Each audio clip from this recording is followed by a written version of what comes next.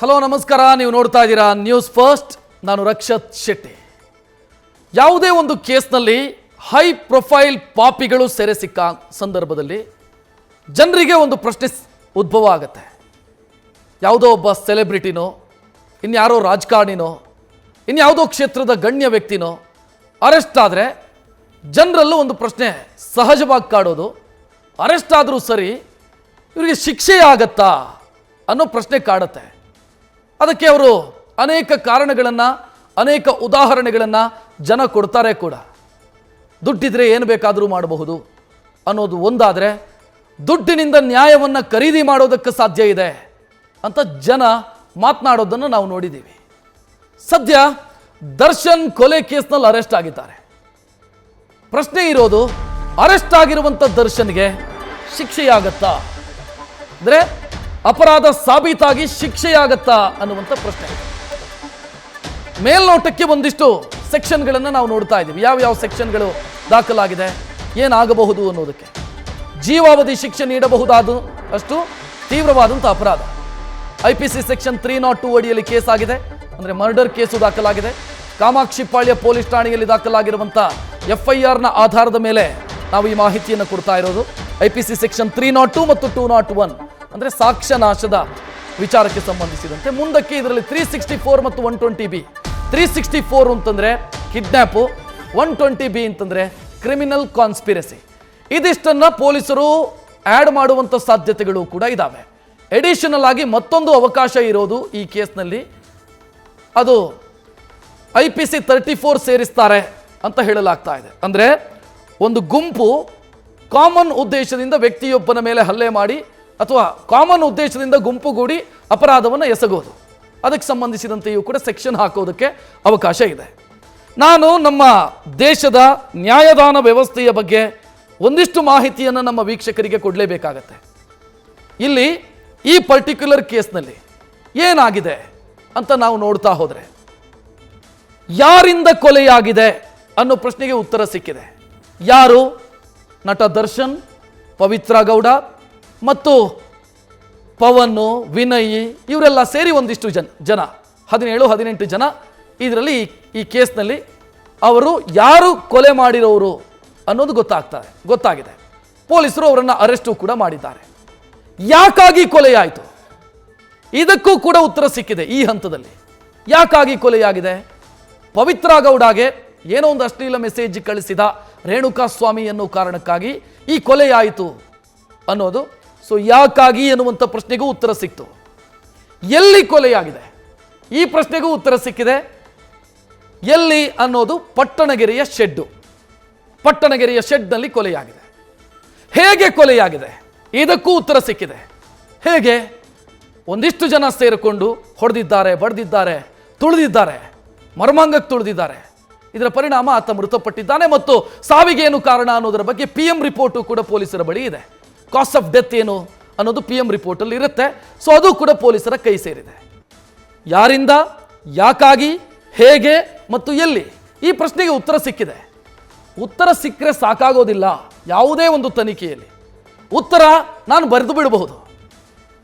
ಪ್ರಾಸಿಕ್ಯೂಷನ್ಗಿರುವಂಥ ದೊಡ್ಡ ಜವಾಬ್ದಾರಿ ಯಾವುದು ಅಂತಂದರೆ, ಈ ಆರೋಪಗಳಿದೆಯಲ್ಲ, ದರ್ಶನ್ ಹೊಡೆದ, ಪವಿತ್ರ ಗೌಡ ಚಪ್ಪಲಿಯಲ್ಲಿ ಹೊಡೆದಲು, ಅಥವಾ ಇನ್ಯಾರೋ ಮೆಟ್ಟಿದ್ರು, ತುಳಿದ್ರು, ಇದೆಲ್ಲದಕ್ಕೂ ಕೂಡ ಸಾಕ್ಷ್ಯ ಇರಬೇಕು.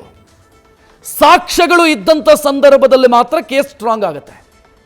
ನಮ್ಮಲ್ಲಿ ಜನ ಸಾಮಾನ್ಯವಾಗಿ ಮಾತನಾಡೋದಿದೆ, ಕೇಸ್ ಆಯಿತು, ಅರೆಸ್ಟ್ ಆಯಿತು, ಕೋರ್ಟಿಗೆ ಹೋಯಿತು.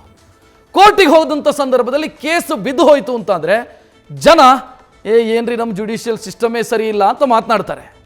ಬಟ್ ಆ ರೀತಿ ಆಗಿರೋದಿಲ್ಲ. ಎಷ್ಟೋ ಸಂದರ್ಭದಲ್ಲಿ ತನಿಖೆ ಸರಿಯಾಗಿ ಆಗಿರೋದಿಲ್ಲ. ನೀವು ಯಾವುದೋ ಒಂದು ಸೆಕ್ಷನ್ ಹಾಕಿರ್ತೀರಿ, ಕ್ರಿಮಿನಲ್ ಕಾನ್ಸ್ಪಿರಸಿ ಅಂತ 120B ಹಾಕಿರ್ತೀರಿ. ನೀವು ಅದನ್ನು ಪ್ರೂವ್ ಮಾಡಬೇಕಂತ ಜವಾಬ್ದಾರಿ ಕೋರ್ಟ್ ಇದ್ದಲ್ಲ, ತನಿಖೆ ಮಾಡಿದವರು ಪ್ರೂವ್ ಮಾಡಬೇಕು. ಇಲ್ಲಿ ಕ್ರಿಮಿನಲ್ ಕಾನ್ಸ್ಪಿರಸಿ ಇದೆ ಅನ್ನೋದನ್ನು ಪ್ರೂವ್ ಮಾಡಬೇಕು. ಸಾಕ್ಷ್ಯ ನಾಶ ಆಗಿದೆ 201 ಹಾಕಿದ್ರಿ, ಪ್ರೂವ್ ಮಾಡ್ಬೇಕು ತಾನೆ. ಅದು ಯಾರ ಜವಾಬ್ದಾರಿ? ಪ್ರಾಸಿಕ್ಯೂಷನ್ ಜವಾಬ್ದಾರಿ. ಸಾಕ್ಷ್ಯ ಸಂಗ್ರಹ ಯಾರ ಜವಾಬ್ದಾರಿ? ಪೊಲೀಸರ ಜವಾಬ್ದಾರಿ.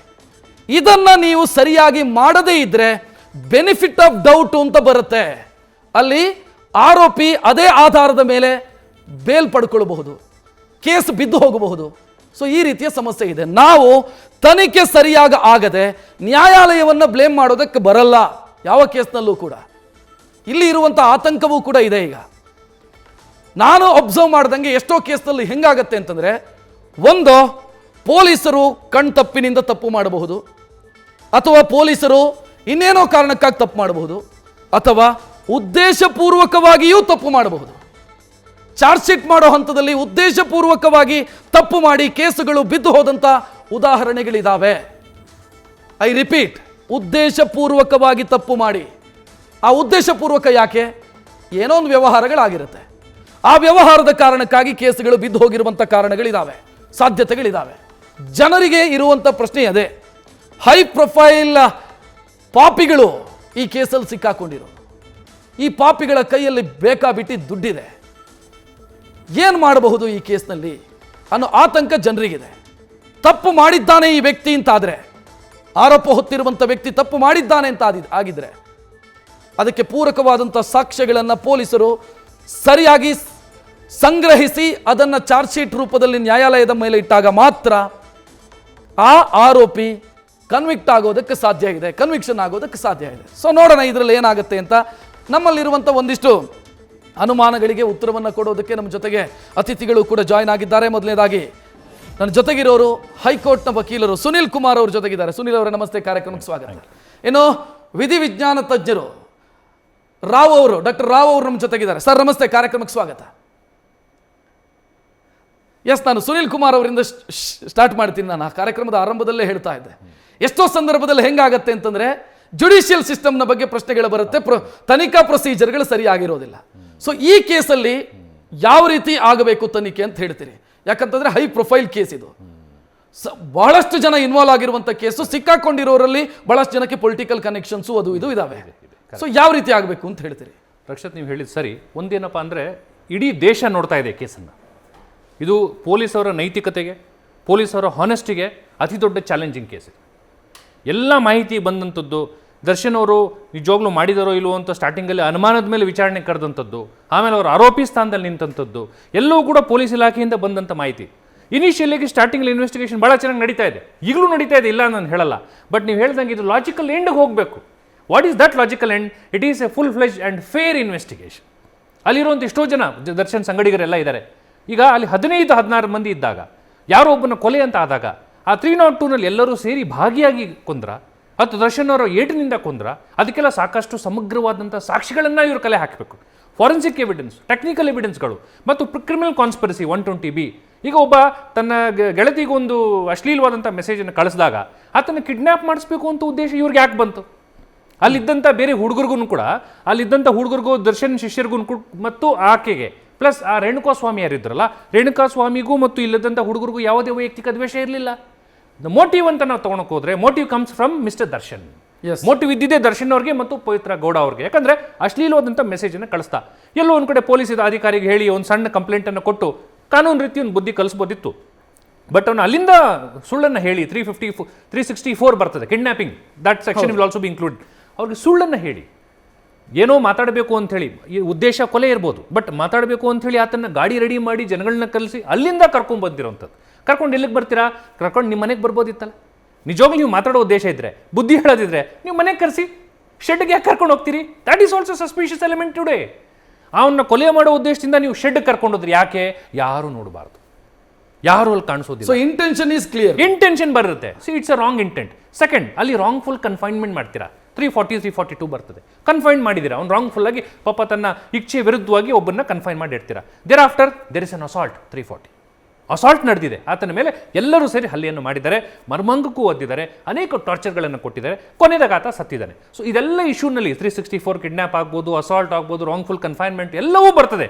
ಆ ಮರ್ಡರ್ ಅಂತ ಎಲಿಮೆಂಟ್ ಬಂದಾಗ ದರ್ಶನ್ ಅವರು ಒಂದು ಬುದ್ಧಿ ಹೇಳಿ ಹೋದ ನಂತರ ಮರ್ಡರ್ ಆದ್ನ, ಅಥವಾ ದರ್ಶನ್ ಅವ್ರ ಪ್ರೆಸೆನ್ಸಲ್ಲಿ ದರ್ಶನ್ ಅವ್ರ ಏಟ್ಗೋಸ್ಕರ ಮರ್ಡರ್ ಆದ್ನ, ಅದನ್ನು very very technically plus very sophisticated ಆಗಿ ಪೊಲೀಸರು ತನಿಖೆ ಮಾಡಬೇಕು. ಮತ್ತು ಅಲ್ಲಿರೋ ಕೆಲವರು ಅಪ್ರೂವ್ ಆಗುವಂಥ ಸಾಧ್ಯತೆ ಇರ್ತದೆ. ಕೊನೆದಾಗ ಆತ ಸತ್ತ, ಪ್ರಾಣ ಹೋಯಿತು. ಸೊ ಈಗ ಮರ್ಡರ್ ಕೇಸ್ 302 ಅವರು ದರ್ಶನ್ ಅವ್ರ ಮೇಲೆ ಇದೆ. ಬಟ್ ಅದನ್ನ ನೀವು ಹೇಳ್ದಂಗೆ ಕಾನೂನಾತ್ಮಕವಾಗಿ ತನಿಖೆ ಸರಿಯಾಗಿ ಆಗಿಲ್ಲ ಅಂದರೆ ಕೋರ್ಟ್ನಲ್ಲಿ 302 ನಿಲ್ಲೋದು ಭಾಳ ಕಷ್ಟ ಆಗ್ತದೆ. ಅದಕ್ಕೆ ಫಾರೆನ್ಸಿಕ್ ಎಕ್ಸಾಮಿನೇಷನ್ ಏನು ಮಾಡ್ತಾರೆ, ನಮ್ಮ ಫಾರೆನ್ಸಿಕ್ ಎಕ್ಸ್ಪರ್ಟ್ಸ್ ಏನು ಮಾಡಿರ್ತಾರೆ, ಮತ್ತು ಕಾಲ್ records for example technical evidence ಅಂತ ಹೇಳ್ತೀವಿ. ಈ ಯಾರ್ಯಾರು ಆರೋಪಿಗಳು ಇರ್ತಾರಲ್ಲ ಅವ್ರ ಜೊತೆ ಎಲ್ಲರ ಜೊತೆ ದರ್ಶನ್ ಅವರ ಕಂಟಿನ್ಯೂಸ್ ಕಾಲ್ ಕಾನ್ವರ್ಸೇಷನ್. ಇದನ್ನು ನಾವು ದಿನೇಶ್ ರಾವ್ ಅವರನ್ನ ಕೇಳೋಣ. ದಿನೇಶ್ ರಾವ್ ಅವರೇ, ಒಂದು ಪ್ರಶ್ನೆ ಇಲ್ಲಿ ಮೂಡ್ತಾ ಇರೋದು, ಈ ಕೇಸ್ನ ತನಿಖೆಗೆ ಸಂಬಂಧಿಸಿದಂತೆ ಫೊರೆನ್ಸಿಕ್ ಪಾತ್ರ ಎಷ್ಟು ಮಹತ್ವದ್ದು ಅಂತ.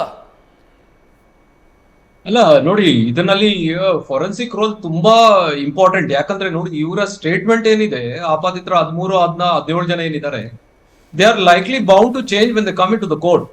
ಸೊ ಅದರಿಂದ ಈಗ to establish the case of abduction, ಯಾಕಂದ್ರೆ ರೇಣುಕಾ ಸ್ವಾಮಿನ ಚಿತ್ರದುರ್ಗದಿಂದ ಬೆಂಗಳೂರಿಗೆ ಏನ್ ಕರ್ಕೊಂಡು ಬಂದಿದ್ದಾರೆ, to establish itself technical evidence plays a very important role. ಯಾಕಂದ್ರೆ ಅವನ್ನ with an intention of murder ಅಂತ ಪ್ರೂವ್ ಮಾಡಬೇಕು, ದಟ್ ಈಸ್ ನಂಬರ್ 1. ಮತ್ತೆ with deceitful and fraudulent means ಅವನ ಅಲ್ಲಿಂದ ಇಲ್ಲಿ ಕರ್ಕೊಂಡು ಬಂದಿದ್ದಾರೆ ಅಂತ ಪ್ರೂವ್ ಮಾಡ್ಲಿಕ್ಕೆ ಟೆಕ್ನಿಕಲ್ ಎವಿಡೆನ್ಸ್ ತುಂಬಾ ಇಂಪಾರ್ಟೆಂಟ್. ಯಾಕಂದ್ರೆ ಇವನ್ನ ಹುಡುಗಿ ವೇಷ ರೂಪದಲ್ಲಿ ಮಾತಾಡಿರೋದು, ಅವನ್ನ ಬೇರೆ ರೀತಿ ಅವನನ್ನ ಟ್ರ್ಯಾಪ್ ಮಾಡಿರೋದು, ಅದ ನಂತರ ಅವನ್ನ ಕರ್ಕೊಂಡು ಬಂದು ದೆನ್ ಬೆಂಗಳೂರಲ್ಲಿ ಒಂದು ಜಾಗದಲ್ಲಿ ಇಟ್ಟು ಕನ್ಫೈನ್ಮೆಂಟ್, ರಾಂಗ್ಫುಲ್ ಕನ್ಫೈನ್ಮೆಂಟ್ ಅಂತ ಹೇಳಿದ್ರು, ಅದನ್ನ ಮಾಡಿ ದೆನ್ ಅವನ್ನ ಹೊಡಿಲಿಕ್ಕೆ ಸಾಯಿಸ್ಲಿಕ್ಕೇನೆ ಕರ್ಕೊಂಡು ಬಂದಿದ್ದಾರೆ ಅಂತ ಎಸ್ಟಾಬ್ಲಿಷ್ಮೆಂಟ್ ಮಾಡಿದಾಗ that abduction case will be proved. That is very important. And now the question is, ಇದು to prove the abduction. Second same important ಏನಂದ್ರೆ forensic evidence especially with the come to the death is concern. ನೋಡಿ, ಅವನ ಮೈ ಮೇಲೆ ಆಗಿರ್ತಕ್ಕಂಥ ಗಾಯಗಳು, it appears to be tribal. Internal injury should be there, which is fatal. That means that lesion, whatever is there, found internally or externally, that should be incompatible to the life. Andre death is imminent ಅಂತ ಒಂದು prove ಮಾಡ್ಲಿಕ್ಕೆ ಬೇಕು. But ಇದರಲ್ಲಿ that is quite ಸ್ವಲ್ಪ difficult. ಯಾಕಂತ ಹೇಳ್ತೀನಿ ಅಂದ್ರೆ, because what I got the information is, ಅವನ್ಗೆ ಏನು ಮರ್ಮಾಂಗಕ್ಕೆ ಏಟು ಬಿದ್ದಾಗ ಅವ್ನು ಸತ್ತಿದ್ದಾನೆ ಅಂತ. ಸೊ ಅವಾಗ to prove the intention and the knowledge of death, that it is a big challengeful thing. And ಎಲ್ಲದಕ್ಕಿಂತ ಮುಂಚೆ ಇವರು 10 ನಿಮಿಷ ಬಂದು ಹೋದ್ರು ಅಂತ ಹೇಳಿದ್ರೆ, ದರ್ಶನ್ 10 ನಿಮಿಷ ಬಂದು ಹೋದ್ರು ಅಂತ, to protect Darshan they may go to any length, they may establish. ಇಲ್ಲ, ಇವ್ರು ಒಡೆಕ್ ಮುಂಚೆ ಬಂದಿದ್ರು, ಅವಾಗ ಚೆನ್ನಾಗಿದ್ದ, ಇವ್ರು ಮಾತಾಡಿ ಹೋಗಿ ಬೈದು ಹೋದ್ರು, ಅದಾದ್ಮೇಲೆ ಇವ್ನ್ ಹೊಡೆದ್ಬಿಟ್ಟು ಇವ್ರು ಸಾಯಿಸಿದ್ರು ಅಂತ, that they may try to see case establish ಆದ್ರೂ ದರ್ಶನ್ನ ಆಚೆ ಇಡ್ಲಿಕ್ಕೆ ತುಂಬಾ ಪ್ರಯತ್ನ ಪಡ್ಬೋದು. ಸೊ ನಾವು it is the duty of the investigating officer, ಅಲ್ಲಿ ಯಾರು ರೆಕಾರ್ಡ್ ಮಾಡಿದಾನೆ ದರ್ಶನ್ ಹೊಡೆಯೋದು ಅದನ್ನ ರಿಟ್ರೀವ್ ಮಾಡೋದು, plus to establish that particular part, plus CCTV evidence ಏನಿದೆ ಅದನ್ನ ಎಸ್ಟಾಬ್ಲಿಷ್ ಮಾಡಿ, ಪ್ಲಸ್ ದ ಇಂಟೆನ್ಷನ್ ಮೋಟಿವ್, ಮೊದಲಿಂದಾನು ಕ್ರಿಮಿನಲ್ ಕಾನ್ಸ್ಪಿರಸಿ ಇದೆ, ಇವರ ಇಂಟೆನ್ಷನ್ನೇ ಮರ್ಡರ್ ಮಾಡ್ಲಿಕ್ಕೆ, ಅವನ್ನ ಪುಸ್ಲಾಯಿಸಿ ಬೇರೆ ಬೇರೆ ಸುಳ್ಳು ಹೇಳಿ ಕರ್ಕೊಂಡ್ ಬಂದು, ಅದ ನಂತರ ಇವ್ರು ಗೊತ್ತಿತ್ತು ಹಿಂಗೆಲ್ಲ ಹೊಡೆದಾಗ ಸಾಯ್ತಾನೆ ಅಂತ ಗೊತ್ತಿದ್ದು, ಅದನ್ನಷ್ಟು ಎಸ್ಟಾಬ್ಲಿಷ್ ಮಾಡಿ, ಇವ್ ಹೊಡಿತಾ ಇರೋದನ್ನೆಲ್ಲ ಎಸ್ಟಾಬ್ಲಿಷ್ ಮಾಡಿದಾಗ, ಎಲ್ಲದಕ್ಕಿಂತ ಇದನ್ನ ಬಿಟ್ಟು ಫೊರೆನ್ಸಿಕ್ ಎವಿಡೆನ್ಸ್ ಎಸ್ಪೆಷಲಿ ಇವ್ನು ಸತ್ತಾದ್ಮೇಲೆ ಮಾಡಿದ್ರಲ್ಲ ಡಿಸ್ಟ್ರಕ್ಷನ್ ಆಫ್ ಎವಿಡೆನ್ಸ್, ಅದು ಆ ಎಲ್ಲ ಗಾಡಿನಲ್ಲಿ ಇರ್ತಕ್ಕಂಥ ಮೆಟೀರಿಯಲ್ ಎವಿಡೆನ್ಸ್, ಬಾಯೋಲಾಜಿಕಲ್ ಎವಿಡೆನ್ಸಸ್ ಮತ್ತೆ ಟ್ರೇಸ್ ಎವಿಡೆನ್ಸಸ್, ಆ ವೆಹಿಕಲ್ ಯೂಸ್ ಮಾಡಿರೋದು, ಪ್ಲಸ್ ಡೆತ್ ಸೀನು ಮತ್ತೆ ಕ್ರೈಮ್ ಸೀನು, ಪ್ರೈಮರಿ, ಸೆಕೆಂಡರಿ ಮತ್ತೆ ಟರ್ಷಿಯರಿ ಕ್ರೈಮ್ ಸೀನ್, ಇಷ್ಟೆಲ್ಲೂ ಎವಿಡೆನ್ಸ್ ಎಸ್ಟಾಬ್ಲಿಷ್ ಮಾಡಿ ಅಲಾಂಗ್ ವಿತ್ CCTV ಎವಿಡೆನ್ಸ್, ಆವಾಗ ಈ ಕೇಸ್ ನಲ್ಲಿ ದರ್ಶನ್ ಸುಪ್ರೀಂ ಕೋರ್ಟ್ ಹೋದ್ರು ಆಚೆ ಬರ್ಲಿಕ್ಕೆ ಸಾಧ್ಯನೇ ಇಲ್ಲ. ಈ ನಿಟ್ಟಿನಲ್ಲಿ ತನಿಖೆ ಮಾಡ್ಬೇಕಾಗ್ತದೆ. ಡಾಕ್ಟರ್ ರಾವ್ ಅವರೇ, ಇಲ್ಲೊಂದು ಪ್ರಶ್ನೆ ಉದ್ಭವ ಆಗ್ತಿದೆ, ಅದನ್ನ ವಿಚಾರಣೆಯ ಸಂದರ್ಭದಲ್ಲಿ ಆರೋಪಿ ದರ್ಶನ್ ಕೂಡ ಹೇಳ್ತಿದ್ದಾರಂತೆ, ಅದರ ಬಗ್ಗೆ ಮಾಹಿತಿ ಇದೆ. ಡೆತ್ ಆಗುವಾಗ ನಾನಿರಲಿಲ್ಲ, ಅಥವಾ ನಾನು ಅಲ್ಲಿ ಬಂದು ಹೋದ ನಂತರ ಡೆತ್ ಆಗಿದೆ, ಅಥವಾ ಡೆತ್ ಆದ ನಂತರ ನಾನು ಹೋಗಿದ್ದೀನಿ ಮುಂದಕ್ಕೆ. ಸೊ ಈ ರೀತಿ ಹೇಳಿದಾಗ ಈ ವ್ಯಕ್ತಿ ಅಲ್ಲಿ ಇದ್ದ, ಅಥವಾ ಈ ವ್ಯಕ್ತಿಯ ಹಲ್ಲೆಯಿಂದಾಗಿಯೇ ಡೆತ್ ಆಗಿರೋದು ಅಂತ ಪ್ರೂವ್ ಮಾಡೋದಕ್ಕೆ ಯಾವ ರೀತಿ ಪ್ರೂವ್ ಮಾಡೋದಕ್ಕೆ ಸಾಧ್ಯ ಇದೆ? ಅಲ್ಲ, ದಟ್ ಈಸ್ ವಾಟ್ ನೋಡಿ, they will go to any extent to not about the crime, to get Darshan out. So ಈ ಹೋಲ್ ಇಂಟೆನ್ಷನ್ ಅಲ್ಲಿ ಇರ್ತಕ್ಕಂಥ ಜನ to bring Darshan out of this. ಯಾರಿಗೆ ಬೇಕಾದ್ರೆ ಫಿಕ್ಸ್ ಮಾಡ್ಲಿಕ್ಕೆ ತಯಾರಿದ್ದಾರೆ, they are ready to accept the crime also, ನನಗೆ ಗೊತ್ತಿರೋ ಹಾಗೆ. ಬಟ್ ದಿಸ್ ಇಸ್, ನೀವು ಕೇಳಿ ತುಂಬಾ ಒಳ್ಳೆ ಪ್ರಶ್ನೆ. ಸೊ ಅದಕ್ಕೇನೆ ಇವರು ಹೊಡಿತಾ ಇರ್ಬೇಕಾದ್ರೆ ಏನಾದ್ರು ಕೆಲವು CCTV ಎವಿಡೆನ್ಸ್ ಇದೆ ಅಂತ ನಾನು ಕೇಳ್ಪಟ್ಟಿದ್ದೀನಿ. I don't know exactly to be confirm. But ಏನಾದ್ರೂ ಆ CCTV ನಲ್ಲಿ ಎವಿಡೆನ್ಸ್ ಅಲ್ಲಿ ಇವ್ರು ಹೊಡಿತಾ ಇರೋದು, ಹೊಡೆದಾದ್ಮೇಲೆ ಅವ್ನು ಬಿದ್ದಿರೋದು ಇದ್ರೆ ಮಾತ್ರ ಎಸ್ಟಾಬ್ಲಿಷ್ ಮಾಡ್ಲಿಕ್ಕೆ ಸಾಧ್ಯ. ಎರಡನೇ ಸಾಧ್ಯತೆ ಏನಂದ್ರೆ, ಅವ್ರ ಒಟ್ಟಿಗೆ ಇರ್ತಕ್ಕಂಥ ಜನ ಒಬ್ಬ ಅಪ್ರೂವರ್ ಆಗಿ ಅವರು ಹೌದು ನಾನ್ ನೋಡಿದೆ ದರ್ಶನ್ ಹೊಡೆದ್ಮೇಲೆ ಅವ್ನು ಸತ್ ಬಿದ್ದಿದ್ದು ಅಂದಾಗ, ದಟ್ ಈಸ್ ಎರಡನೇದು. ಅಂಡ್ ಇಷ್ಟೆಲ್ಲ ಮೂರನೇದು ಯಾರೋ ವಿಡಿಯೋ ಮಾಡಿದ್ರು ಅಂತ ಇದೆ, ಆ ವಿಡಿಯೋದಲ್ಲಿ ಏನಾದ್ರೂ ಇದು ಸರಿ ಇದ್ರೆ then only it is possible to establish Darshan statement ಏನು, ನಾನು ಇದ್ದಾಗ ಏನೋ ಆಗ್ಲಿ ಹೊಡೆದೆ ಅಷ್ಟೇ, ಆಮೇಲೆ ಏನೋ ಸಾಯ್ಲಿಲ್ಲ, ಅದಾದ್ಮೇಲೆ ಇವ್ರು ಮಾಡಿದಾರೆ ಅಂತ ಹೇಳ್ಬೋದು. ಇಲ್ಲ ಅಂದ್ರೆ it will be definitely a difficult task for the police. Yes, Dinesh Rao ಅವರೇ ಮಾತನಾಡಿಸ್ತೀನಿ. ನನಗೆ ಇದೇ ಪ್ರಶ್ನೆಗೆ ಸುನಿಲ್ ಅವರಿಂದ ಉತ್ತರ ಬೇಕು. ಅಪರಾಧದ ವಿಭಜನೆ ಹೆಂಗೆ ಅಂತ. ಯಾಕೆಂತಂದ್ರೆ ಇಲ್ಲಿ 364 ಕಿಡ್ನ್ಯಾಪು, IPC 302 ಮರ್ಡರು, ಜೊತೆಗೆ ಸಾಕ್ಷ್ಯನಾಶ. ವಿಭಜನೆ ಹೆಂಗೆ ಮಾಡ್ತಾರೆ? ಇಂಥವ್ರು ಇಂಥದ್ದನ್ನ ಮಾಡಿದ್ರು ಅನ್ನೋದನ್ನ ಯಾವ ರೀತಿ ವಿಭಜನೆ ಮಾಡೋದಕ್ಕೆ ಸಾಧ್ಯ? ಮತ್ತು ಇದನ್ನ ಓವರ್ ಆಲ್ ಆಗಿ ನೋಡುತ್ತಾ ನ್ಯಾಯಾಲಯ ಅಂತ, ಅಂದ್ರೆ ಒಂದೇ ಇಂಟೆನ್ಷನ್ ನಿಂದ ಮಾಡಲಾಗಿರುವಂತಹ ಹತ್ಯೆ ಅಂತ ನೋಡುತ್ತಾ, ಅಥವಾ ಯಾರಿಂದ ಆಯಿತು, ಇಂತಿಂಥವರಿಂದ ಹತ್ಯೆ ಆಯ್ತು, ಈ ರೀತಿ ನೋಡ್ತಾ ಕಾನೂನು ಯಾವ ರೀತಿ ನೋಡುತ್ತೆ? ನೋಡಿ ರಕ್ಷತ್, ಏನಾಗುತ್ತೆ, ಚಾರ್ಜ್ ಶೀಟ್ ಸಲ್ಲಿಸುವಾಗ ಪೊಲೀಸ್ ಅಧಿಕಾರಿ ಏನು ಮಾಡ್ತಾರೆ, ಅಲ್ಲಿರೋಂಥ 10 ಜನ ಇದ್ರೂ ಕೂಡ ಅವರ ಸ್ಪೆಸಿಫಿಕ್ ರೋಲ್ ಮೇಲೆ ಡಿಫೈನ್ ಮಾಡ್ತಾ ಹೋಗ್ತಾರೆ. ಎಲ್ಲರ ಮೇಲೂ 302 ಹಾಕಲ್ಲ. ಫಾರ್ ಎಕ್ಸಾಂಪಲ್, ಕೆಲವರು ಬರೀ ಡ್ರೈವರ್ ಒಬ್ಬ ಇರ್ತಾನೆ, ರವಿ ಅನ್ನುವಂಥ ಡ್ರೈವರ್, ಆತ ಬಂದು ಡ್ರೈವಿಂಗ್ ಮಾಡಿ ಬಂದು ಅವ್ರಿಗೆ ಡ್ರಾಪ್ ಮಾಡಿ ಹೋಗಿರ್ತಾನೆ. Maybe he does not know what is happening, ಅವನ ರೋಲ್ ಏನು, but he may be a part of the criminal conspiracy. So 120B may get attracted to him, but is not part of the assault. ಅವನು assault ಮಾಡಿರಲ್ಲ, murder ಮಾಡಿರಲ್ಲ, ಅವನಿಗೆ ಕಮ್ಮಿ charges ಬೀಳ್ತದೆ. Similarly some people might have assaulted, ಆ ಜಾಗಕ್ಕೆ ಬಂದು ಇಟ್ಕೊಂಡಾಗ ಸುಮಾರು ಜನ ಬಂದು ಹೊಡೆದಿರ್ತಾರೆ, ಅವ್ರಿಗೆ ಅಸಾಲ್ಟ್ ಸೆಕ್ಷನ್ ಇನ್ಕ್ಲೂಡ್ ಆಗುತ್ತೆ. ಪ್ಲಸ್ ಕಿಡ್ನ್ಯಾಪಿಂಗಲ್ಲಿ ಬೇರೆ ಗ್ರೂಪ್ ಇರುತ್ತೆ, ಅವ್ನು ಕರ್ಕೊಂಬಂದವ್ರು ಬೇರೆ 3 ಜನ.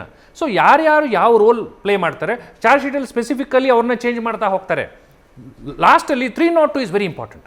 302 ಅಂತ ಬಂದಾಗ ಆ ವ್ಯಕ್ತಿಯ ಹೊಡೆತ, ಆ ವ್ಯಕ್ತಿಯ ಕಾರಣ, ಆ ವ್ಯಕ್ತಿಯಿಂದಲೇ ಈತ ಮರ್ಡರ್ ಆದ, ಮತ್ತು ಆತ ಒದ್ದ, ಮರ್ಮಾಂಗಕ್ಕೆ ಒದ್ದ, ಕೈಯಲ್ಲಿ ಹೊಡೆದ, ಜೋರಾಗಿ ಹೊಡೆದ.